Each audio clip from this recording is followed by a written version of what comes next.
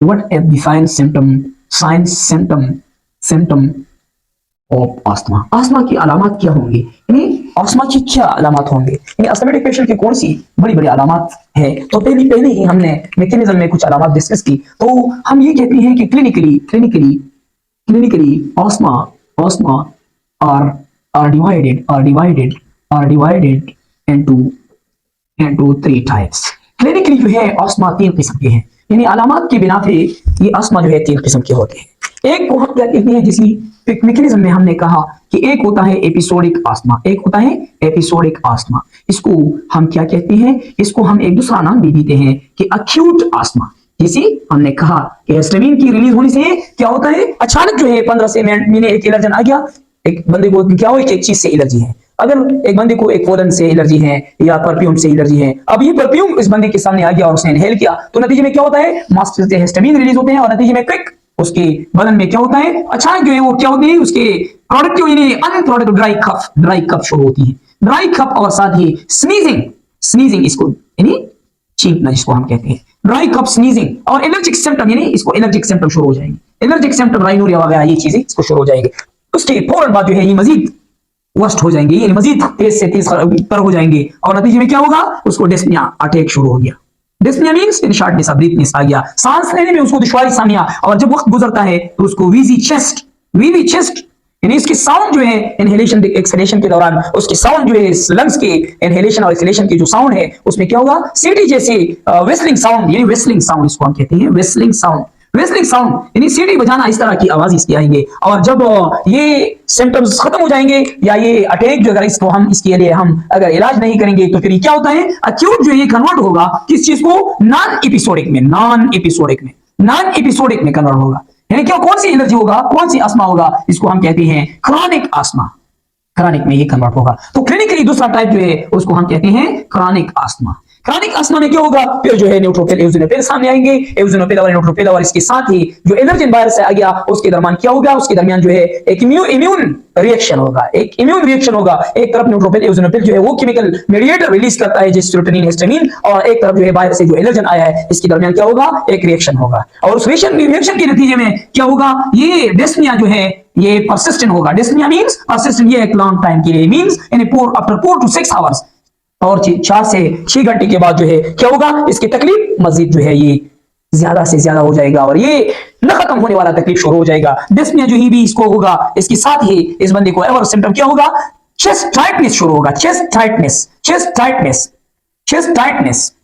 Tightness means यानी इसकी सीने में इतना तकलीफ होगा कि उस बंदा जो है महसूस करता है कि मेरा सीना जो है ये मुकम्मल बंद है। और इसके साथ ही इसकी वीजी चेस्ट, ये और भी वीजी चेस्ट कौन सी टाइप में कन्वर्ट होगा, वीजी चेस्ट जो है ये कन्वर्ट होगा रनकाई में, माइल्ड रनकाई यानी जब ये एक्सहेलेशन इनहेलेशन करते हैं तो वीजी चेस्ट जो है ये व्हिस्लिंग साउंड जो है ये रंकस में कन्वर्ट होगा। और उसके बाद जब वक्त गुजरता है तो ये माइल्ड से मॉडरेट और सीवियर की तरफ, सीवियर में क्या होगा, यानी इसकी हालत जो है साइलेंट चेस्ट की तरफ जाएगा। साइलेंट चेस्ट किस चीज को हम कहते हैं, साइलेंट मींस खामोश।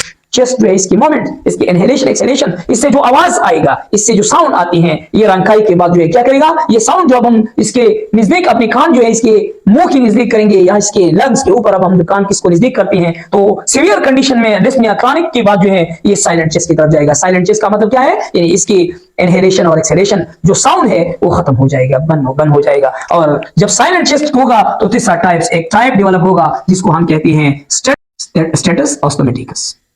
ये एक मेडिकल इमरजेंसी बन जाएगा। क्या होगा, ये एक मेडिकल इमरजेंसी है। अब ये एक मेडिकल इमरजेंसी है, क्यों मेडिकल इमरजेंसी, इसलिए कि अगर इस दौरान इस कंडीशन के दौरान अगर हमने इस पेशेंट के साथ सपोर्ट नहीं किया तो फिर ये पेशेंट हमसे जुदा होने वाला है। अब ये पेशेंट जो है इसकी मॉर्टेलिटी रेट ये बहुत ज्यादा होगा। ये बंदा जो है इसको सख्त जरूरत है। इसी दौरान इसको क्या होगा, इसकी साइलेंट चेस्ट है, साउंड जो है इसकी इनहेलेशन एक्सहेलेशन बंद हो गया और ये इस्तेमाल क्या करता है, अब ये अपनी एक्सेसरी मसल जो है, एक्सेसरी मसल मींस ये रिस्पिरेटरी मसल इंटरकॉस्टल एंड इसके साथ ही जो नेक ये मसल जो है ये क्या एक्सेसरी मसल, ये इस्तेमाल करेगा, ये बहुत जोर लगाएगा क्योंकि सांस लेने में इसको बहुत दुश्वारी है, सख्त तकलीफ। ये अपना पोजीशन ये भी संभाल नहीं कर सकेगा, इसकी पोजीशन बहुत खराब होगी, इन स्टेज में अगर है तो इसे पड़ेगा। और ये अपना पोजीशन अपने आप को काबू नहीं रखेगा। और इसके साथ ही अगर इस पोजीशन में ये नहीं रहेगा तो इसके लिए वो क्या करेगा, वो ऑक्सीजन के लिए यानी हवा के लिए इनहेलेशन के लिए वो तरस रहेगा और इस दौरान इसकी कंडीशन क्या होगा, ये शॉक की तरफ जाएगा।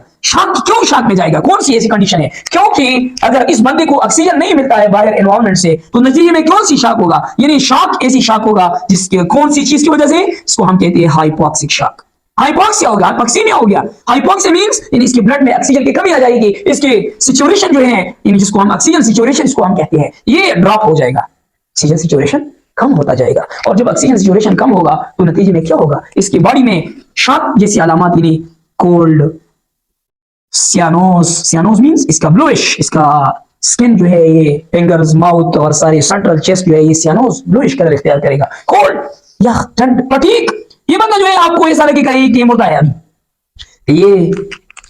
इसलिए स्टेटस अस्थमाटिकस की डिफिनीशन ये है, इसकी तारीफ मैं उर्दू में करता हूं, इंग्लिश में वीडियो को मैं मजीद नहीं ऐलान करता क्योंकि आप लोगों के लिए आजकल नेटवर्क भी बहुत ज्यादा खतरनाक लोड है नेटवर्क पे, इसलिए कि आज जो है सीजन है, मौसम है इलेक्शन का और बहुत से लोग जो है ये टिकटॉक और फेसबुक और यूट्यूब इस्तेमाल करते हैं पॉलिटिकली, तो इस वजह से आज नेटवर्क बहुत वीक है, कमजोर है, तो इस नतीजे इसलिए मैं शॉर्ट करता हूं।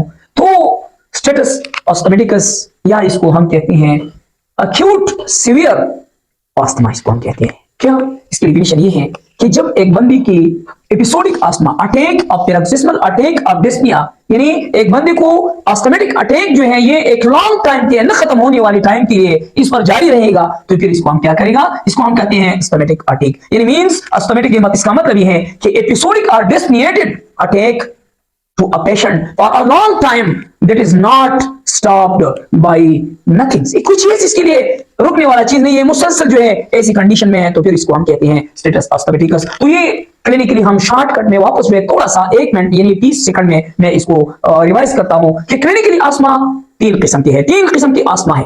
क्लिनिकली आस्थमा 3 टाइप्स के। नंबर 1 कौन सा टाइप है, एपिसोडिक और अक्यूट आस्थमा। दूसरा टाइप कौन सा है, अक्यूट, इसके बाद जो है क्या होता है क्रॉनिक अस्थमा। और एक तीसरा टाइप है क्लिनिकली जिसको हम कहते हैं स्टेटस अस्थमाटिकस और इसको हम कहते हैं अक्यूट सीवियर अस्थमा, जो एक मेडिकल इमरजेंसी की सूरत इख्तियार करता है। तो ये था क्लिनिकल फीचर, क्लिनिकल प्रेजेंटेशन। इंशाल्लाह इसके बाद जो है हम इसके ट्रीटमेंट की तरफ आएंगे और नेक्स्ट वीडियो में इंशाल्लाह ट्रीटमेंट ऑफ अस्थमा हम डिटेल से करेंगे। Thank you so much for watching my video.